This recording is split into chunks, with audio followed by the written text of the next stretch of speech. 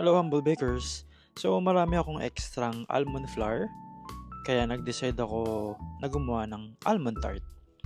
So pinaghalo ko lang yung flour, butter at sugar, then nag-add ako ng eggs.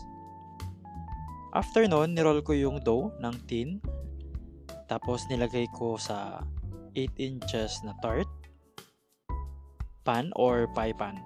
Then bake until golden brown. Then gumawa ko ng almond cream. Madali lang yan. Pinaghalo ko lang yung butter, sugar, almond flour, and eggs. Then nilagay ko sa baked tart shell at nag-add lang ako ng mango toppings. Bake again until slightly golden brown in color. Ito yung preferred ko sa almond.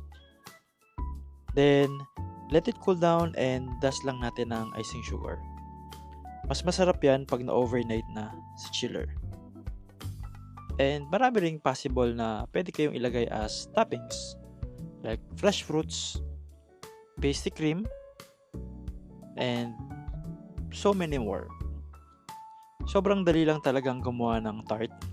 You just need to know yung important key points kung paano gumawa nito. Since it's made out of butter, you need to work fast para hindi lumambot. And kapag lumambot, ilagay lang natin sa chiller or freezer para madali siyang i-handle.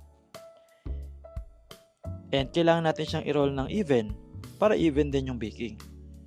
Kasi kung isa yung mas manipis yung isang side and makapal yung sa kabilang side, tendencies are uneven yung pagkakabake.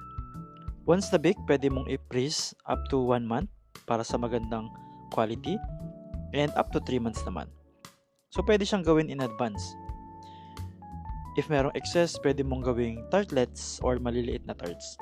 Walang tapon, and it's nice to offer tarts or tartlets sa mga events like wedding, birthday, or pwede mo ring i-offer sa coffee shop mo or cake shop mo. It's a unique, delicious dessert na pwede mong i-offer. Unlike chiffon cake or chocolate cake na almost everywhere and everyone is making it already.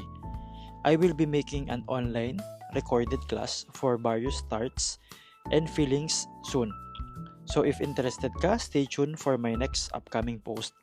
It's always wonderful as a baker to make something new and something that will add value to your skills or profile. Learn to grow and widen also your knowledge in baking. Yun lang, salamat!